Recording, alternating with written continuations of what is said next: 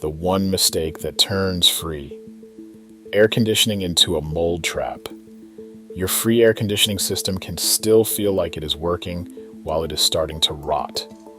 That is what makes this dangerous. Cool air is still coming out of the vent, the fan still runs, the room still feels cooler than the yard outside. On paper, everything looks fine, but the first sign this system is failing is usually not heat. It is smell.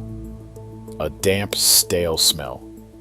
The kind that makes a room feel wrong before anyone can explain why. And by the time most people notice it, the real problem is already buried. Inside that pipe, out of sight, warm summer air has been hitting a colder surface for weeks. Water has been forming. Dust has been sticking. The same tube that looked like a genius low-cost cooling system has started turning into a long, dark moisture trap connected directly to the place where you sleep. That is what this video is about. Before this video ends, I am going to show you the exact mistake that causes that. Why some buried cooling systems seem to work while others quietly go bad underground. Why climate changes everything. And the safer version almost nobody talks about. Because the one mistake that turns free air conditioning into a mold trap is not the wrong fan. It is not the wrong pipe size. It is not even the wrong depth. It is forgetting that hot air does not just carry heat. It carries water. The moment warm, humid air touches a surface cold enough to pull that water out of it, you are no longer just building a cooling system. You are building a condensation system. That is the part almost every do-it-yourself version skips. The internet version of free air conditioning is always the same.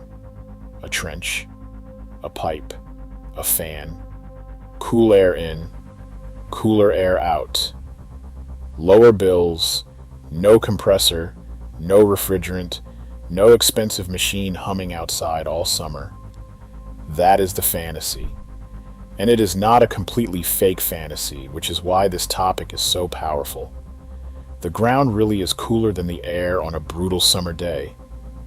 A buried run really can reduce the temperature of incoming air before it reaches the house. That part is real. But where is the water in that diagram? Where is the condensation collecting inside the line? Where is the low point? Where does it drain? How do you inspect it? How do you clean it? What happens after one full summer of dust, pollen, humid air, darkness, and standing moisture inside a tube you cannot see anymore? That is the moment most videos end. And that is exactly where the real system begins. Now let me be clear about something. The buried cooling idea is not fake. The problem is that most people hear free air conditioning and think only about temperature. That is the beginner mistake, because temperature is only half the story. The harder half is moisture. Once you understand that, the whole subject changes. Now the beginner questions stop mattering first. How long should the pipe be? What fan should I use? How cold will the air get? Those are not useless questions. They are just not the question that decides whether the system stays clever or turns rotten. The question that decides everything is this: where does the water go?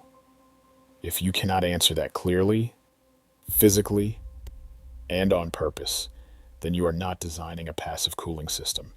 You are burying a wet tube and hoping nothing biological happens inside it. That hope does not age well. So let me show you where these systems actually fail. Failure number one is bad slope, flat runs, lazy runs, low pockets. Any section of the pipe where water can collect and stay. Warm, humid air enters the line. The pipe wall is cooler. Moisture forms. First a thin film, then droplets. Then those droplets run along the inside surface and settle into the lowest point in the system. If the run sags, that is where they sit. If the whole run is almost flat, that is where they sit. If the drainage was treated like a detail instead of the main event, that is where they sit. Now ask yourself what else settles there. Dust, pollen, tiny organic particles, Maybe an insect, maybe leaf fragments, maybe whatever the intake pulled in during a windy week. What looked like a cooling tube starts becoming habitat, and this is what makes the topic dangerous. A badly sloped system can still feel like it works at first.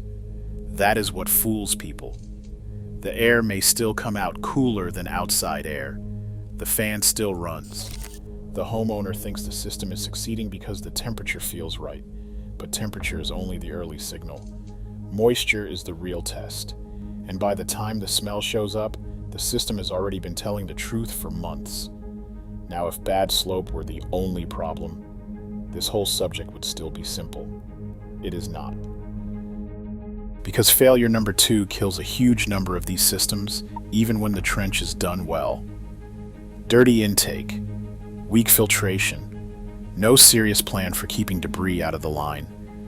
Think about what the intake is actually doing all day.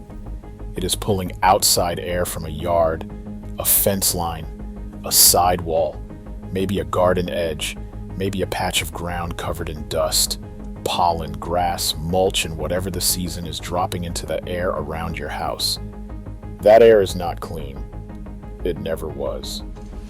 Now pull that dirty air into a cool, dark pipe where condensation can form. What do you think the water sticks to first? That is the part the fantasy always leaves out. Because a buried pipe is not just a thermal device, it is an air pathway. And the moment an air pathway gets wet and dirty, cleanliness is no longer automatic. It becomes a design problem. That is why intake placement matters. That is why filtration matters. That is why keeping rain out matters. That is why keeping leaves out matters. A careless intake can ruin a good idea. Free air conditioning sounds amazing, right up until the day the vent starts smelling like something you do not want to be breathing. And that brings us to failure number 3. No access, no inspection, no clean out, no real way to know what is happening after the trench is closed and the dirt is back on top. This may be the biggest practical mistake of all.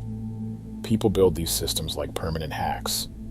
Pipe goes in, dirt goes over it. Problem solved. But anything that can get wet, dirty, and biological needs access. Not theory. Access. Can you inspect the low point? Can you verify the drainage? Can you flush the line? Can you clean it? Can you find out what is happening in there after a long, humid summer? If the answer is no, then what you built is not a system. It is a BET. And buried bets get expensive when they fail. Because once that run is underground and connected to your house, every unknown inside that pipe belongs to you. Now here is where climate changes everything. The same buried pipe that feels brilliant in dry heat can become a wet, sealed mistake in humid air. That is why 2 homeowners can build what looks like the same system and get completely different results. One lives in dry heat. The incoming air is hot, but it is carrying less moisture.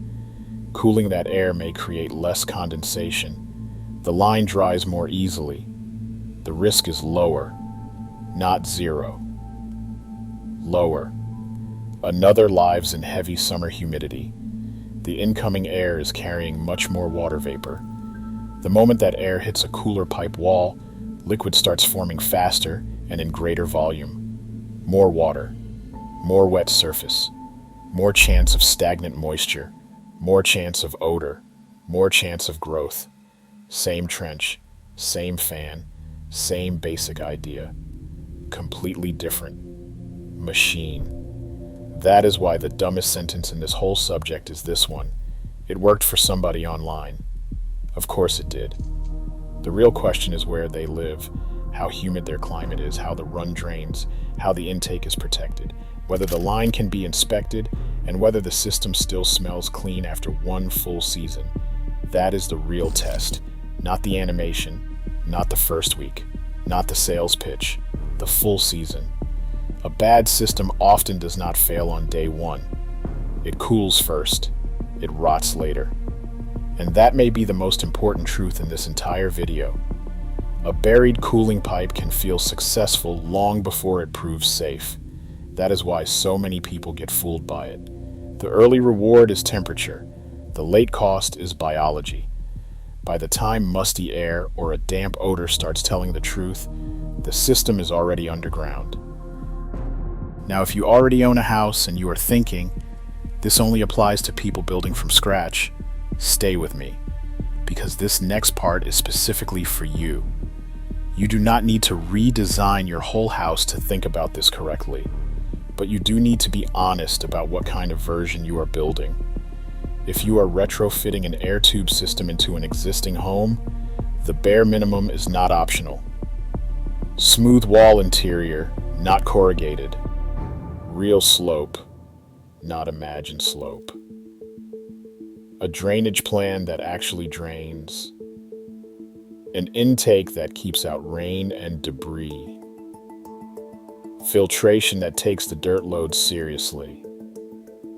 And some way to inspect or service the line later. If you skip any of that, you are not building a simpler version. You are building a weaker version. And weak versions are exactly what turn good ideas into internet folklore. Now here's the honesty you will not hear from anyone selling a miracle. In dry and moderate climates, a well-built earth cooling run can be useful as a pre-cooling system. Not magic, not endless free air conditioning. A pre-cooling system. A way to shave the peak off incoming hot air before it reaches the house. A way to reduce the load on whatever cooling system you already have. A way to work with the climate instead of paying a machine to fight all of it alone. That is the honest version. But in high humidity, the simple buried air version becomes much less forgiving because managing moisture becomes the real job. And that is where most people should stop and ask a harder question. Do I actually want house air touching a buried pipe at all? Because there is a smarter version. And this is the part almost nobody talks about. Instead of running air through the buried line, you run a closed loop of liquid through it. The earth still does the temperature work, but the house air never enters the buried pipe.